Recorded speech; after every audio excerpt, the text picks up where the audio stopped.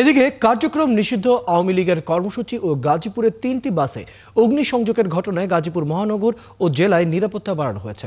নগরের বিভিন্ন গুরুত্বপূর্ণ মোড়ে ও ঢাকা ময়মনসিংহ মহাসড়কের বিভিন্ন পয়েন্টে চেকপোস্ট বসিয়ে চলছে পুলিশের তল্লাশি। ঢাকা ময়মনসিংহ এবং ঢাকা গাজীপুর মহাসড়কে বাস চলাচল করছে কম সংখ্যক। বাসের ভেতরের যাত্রীদের তল্লাশি করা হচ্ছে। নাশকতা ঘিরে আইনশৃঙ্খলা বাহিনীর বিশেষ তৎপরতা চলমান রয়েছে।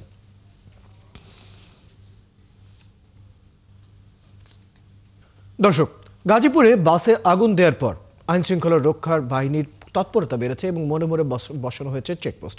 গাজীপুরে আইনশৃঙ্খলার পরিস্থিতি নিয়ে কথা বলতে আমাদের সাথে যোগ দিচ্ছেন সহকর্মী ইকবাল সরকার। ইকবাল সরকার, কি পরিস্থিতি দেখছেন আইনশৃঙ্খলা বাহিনীর তৎপরতার এবং আগুনের ঘটনায় কোনো মামলা হয়েছে কিনা বা গ্রেফতারের কোনো কি তথ্য পেয়েছেন?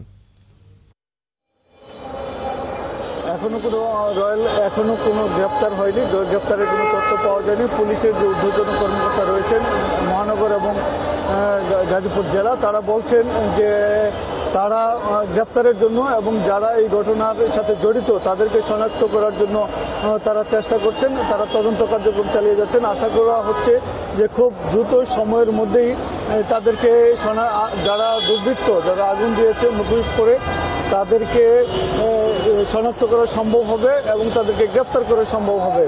আর আইনশৃঙ্খলা পরিস্থিতি এই মুহূর্তে দূরপাল্লার বাস যেগুলো রয়েছে ঢাকা ময়মনসিংহ মহাসড়ক এবং ঢাকা টাঙ্গাইল মহাসড়কে খুব কম সংখ্যক দূরপাল্লার বাস চলাচল করছে। গাজীপুর থেকে ঢাকাগামী যে লোকাল বাসগুলো রয়েছে সেগুলিও সংখ্যায় কম চলাচল করেছে। কিছুক্ষণ আগে আমরা দেখেছি যে এনসিপি এই চান্দনা চৌরাস্তা এলাকায় একটি মিছিল করেছে।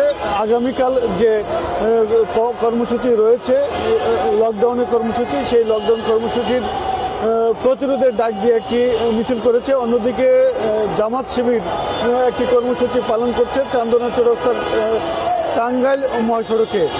আর আইনশৃঙ্খলা বাহিনীর সদস্যরা জোরালো তৎপরতা চালিয়ে যাচ্ছে। আমরা দেখেছি যে সকাল থেকে দুপুর বিকেল পর্যন্ত গাজীপুর মহানগরের বিভিন্ন গুরুত্বপূর্ণ পয়েন্টে এবং ময়মনসিংহ মহাসড়ক, টাঙ্গাইল মহাসড়কের গুরুত্বপূর্ণ পয়েন্টে চেকপোস্ট বসিয়ে তল্লাশি করেছে। মোটরসাইকেল আরোহী কিংবা বাসে চলাচলকারীদেরও তল্লাশি করেছে। তল্লাশি করে অবশ্য তেমন কিছু এখনো পর্যন্ত উদ্ধার করতে পারেনি বা কিছু পাওয়া যায়নি। তবে তারা বলছেন যাতে কোনো ধরনের নাশকতা কেউ না করতে পারে বা নাশকতার জন্য কোনো ধরনের তৎপরতা না চালাতে পারে, সেই জন্যই তারা চেকপোস্ট বসিয়ে তারা তল্লাশি চালাচ্ছেন। আর আইনশৃঙ্খলা বাহিনী কড়া নজরদারিতে রেখেছে গোটা নগর এবং সড়ক মহাসড়ক। অর্থাৎ আগামীকালকের যে কর্মসূচি রয়েছে সেই কর্মসূচি ঘিরে যাতে কোনো ধরনের বিশৃঙ্খলা কোনো গোষ্ঠী চালাতে না পারে সেভাবে তারা চেষ্টা করছে। সন্ধ্যার পরে আরও কিছু কর্মসূচি রাজনৈতিক দলগুলি রয়েছে।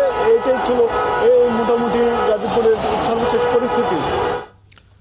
ইকবাল সরকার, আমরা আশা করবো আইনশৃঙ্খলা পরিস্থিতি নিয়ন্ত্রণে যত কার্যক্রম নেওয়া হচ্ছে সেটি সফলভাবে হবে। ধন্যবাদ খবরটুকু দেওয়ার জন্য। দর্শক, আমাদের সাথে ইকবাল সরকার, আমাদের সহকর্মী যুক্ত হয়েছিলেন গাজীপুর থেকে, জানাচ্ছিলেন সেখানকার আইনশৃঙ্খলা পরিস্থিতির সর্বশেষ খবর।